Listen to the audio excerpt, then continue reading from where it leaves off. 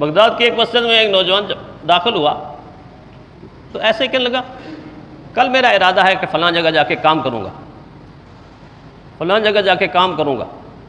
یہ بات کسی بزرگ نمازی نے سن لی تو جب دوسرے دن دیکھا تو وہ اسی مسجد میں آ رہا ہے، تیسرے دن دیکھا اسی مسجد میں آ رہا ہے، چند دن دیکھا وہ اسی مسجد میں نماز کے لیے آ رہا ہے، حالانکہ اس نے جو جگہ بتائی تھی وہ بہت دور بتائی تھی کہ فلاں جگہ میں محنت کرنے کے لیے چلا جاؤں، کام کرنے کے لیے چلا جاؤں۔ تو انہوں نے اس سے پوچھا کہ بھائی آپ نے چند دن پہلے کہا تھا کہ میں فلاں جگہ کام پہ جاؤں گا، تو کیا وجہ ہے آپ تو روزانہ یہاں نماز کے لیے آ رہے ہو، یہاں کام مل گیا؟ کہنے لگا نہیں کام تو نہیں ملا، بس میں وہاں ایک وجہ سے نہیں گیا۔ تو کیا وجہ؟ کہنے لگا میں اس جگہ کام کے لیے جانے لگا تو میں جب نکلا تو راستے میں نے ایک منظر دیکھا، ایک عجیب منظر دیکھا، اور وہ منظر کیا تھا؟ فرمایا وہ منظر یہ تھا کہ میں نے دیکھا کہ ایک چڑیا ہے، اس کے پر کٹے ہوئے ہیں اور ٹانگ سے معذور ہے، وہ زمین کے اوپر ایسے پھدک پھدک کر چل رہی ہے، رینگ رینگ کے چل رہی ہے آہستہ آہستہ۔ اور تھوڑی ہی دیر کے بعد میں نے کیا دیکھا کہ ایک چڑیا ہے جو اڑتی ہوئی آئی اور اس کے قریب بیٹھی اور اس نے اپنا منہ کھولا اور اس نے اپنے منہ کا رزق اس کے منہ میں، اس کی چونچ میں دے دیا اور اس نے کھا لیا۔ تو میرے دل کے اندر یہ خیال آیا کہ جو اللہ لنگڑی چڑیا کو ایسے رزق دے سکتا ہے تو وہ مجھ جیسے انسان کو رزق نہیں دے سکتا؟ مجھ جیسے انسان کو رزق نہیں دے سکتا؟ بس یہ خیال آیا اور وہیں سے میں واپس آ گیا۔ جو نمازی تھے، جو بزرگ تھے، انہوں نے جب یہ بات سنی تو فرمایا بیٹا تیری سوچ اعلیٰ تو ہے، خوبصورت تو ہے، اچھی تو ہے، لیکن کمال کی سوچ نہیں ہے۔ تیری سوچ پوری سوچ نہیں ہے، آدھی سوچ ہے، آدھی سوچ۔ بعض دفعہ انسان اچھا سوچتا ہے لیکن سوچ ایک جگہ پہ رک جاتی ہے، بیچارہ وہیں رک جاتا ہے، آگے نہیں سوچتا۔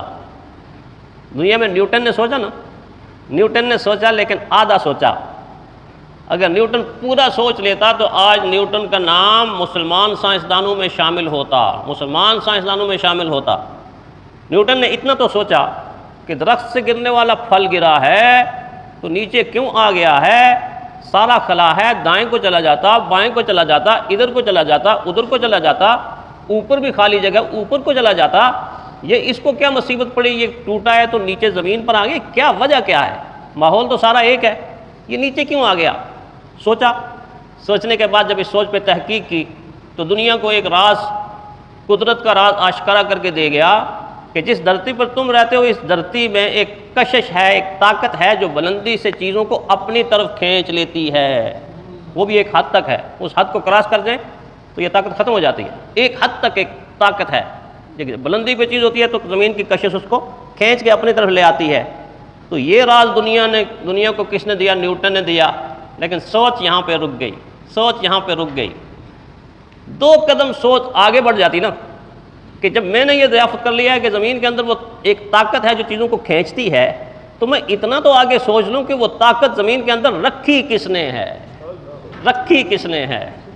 اگر اس کی سوچ اس طرف چل پڑتی تو اس کا ضمیر اندر سے کہتا لا الہ الا اللہ وحدہ لا شریک لہ، اللہ کی طاقت ہے کہ جس نے زمین کے اندر یہ طاقت رکھی ہے، وہ چیزوں کو اوپر سے نیچے کھینچ لیتی ہے۔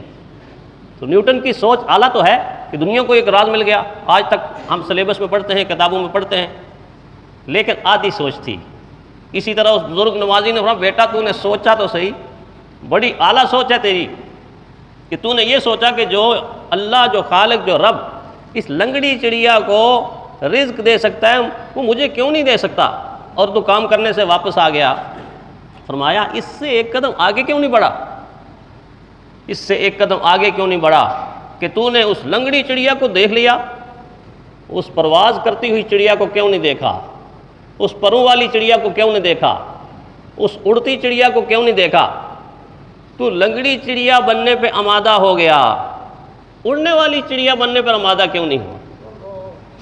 تجھے کام پہ جانا چاہیے تھا، اڑنے والی چڑیا بن کر، تیرنے والی چڑیا بن کر، فضاؤں میں کلبازیاں کھانے والی چڑیا بن کر، اور جا کر رزق تلاش کر کے خود بھی، اپنے لیے بھی اور دوسرے معذور پرندوں کے لیے بھی جو باعث بنتی ہے۔ میں تو پوری چڑیا بن، لنگڑی چڑیا کیوں بن گیا؟ اور یہ چڑیا تو مجھے اور آپ کو بہت کچھ سکھاتی ہے، بہت کچھ سکھاتی ہے۔ انسان کی ہرس ہے، انسان کو اتنا حریص ہے، اللہ نے خود فرمایا اس کی ہرس جوان ہوتی رہتی ہے، اس کی زندگی بوڑھی ہوتی رہتی ہے، بدن کے لحاظ سے بڑھاپے کی طرف اور ہرس کے لحاظ سے جوانی کی طرف۔ جتنا بوڑھا ہوتا جائے گا ہرس اور ہوس اتنی ہی جوان ہوتی جائے گی۔ چڑیا کیا سبق دیتی ہے؟ جب تک گھونسلے میں اس کے بچے کمانے کے قابل نہیں ہوتے، میں اور آپ دیکھتے ہیں کہ لاتی ہے ان کے منہ میں ڈالتی ہے، فطرت اس کو سکھا دیتی ہے، فطرت اس کو سمجھا دیتی ہے، اب ان کے بالوں پر نکل آئے ہیں، اب تو ایسا کر کے جو ہی یہ گھونسلے کے کنارے پر آئیں ان کو دھکا دے کے محنت کے میدان میں اتار دے۔ جب آپ نے دیکھا ہوگا کہ کنارے پر بچہ کھڑا ہے، چھوٹا سا چڑیا کا چھوٹا سا بچہ، بالوں پر پیدا ہو چکے ہیں، یوں کنارے سے ٹھوکر لگا کے نیچے جو گراتی ہے تو تھوڑا سا بچے کا دماغ چکراتا ہوگا، او کہاں آ گیا ہوں، لیکن 1 منٹ کے بعد ایسے اڑنا سیکھ جاتا ہے۔ 4 بچے ہیں، کوئی دائیں کو، کوئی بائیں کو، کوئی ادھر کو، کوئی ادھر کو، اب ان کو محنت کا میدان مل گیا۔ اس کے بعد کبھی بھی چڑیا اپنے بچوں کو رزق لا کے نہیں کھلاتی، وہ سمجھتی ہے کہ اگر میں ساری زندگی ایسا کرتی رہوں گی تو یہ معذوروں کی ایک ٹیم پیدا ہو جائے گی۔ ہر چوک پہ کھڑے ہوئے نظر آتے ہیں نا معذور، کچھ جعلی معذور، انسانی معذور۔ انسان اتنی بھی سوچ نہیں رکھتا کہ چڑیا اپنے بچوں کو معذور نہیں بنانا چاہتی، وہ چاہتی ہے یہ کمائیں، یہ محنت کریں، یہ آگے بڑھیں، یہ معاشرے پہ بوجھ نہ بنے۔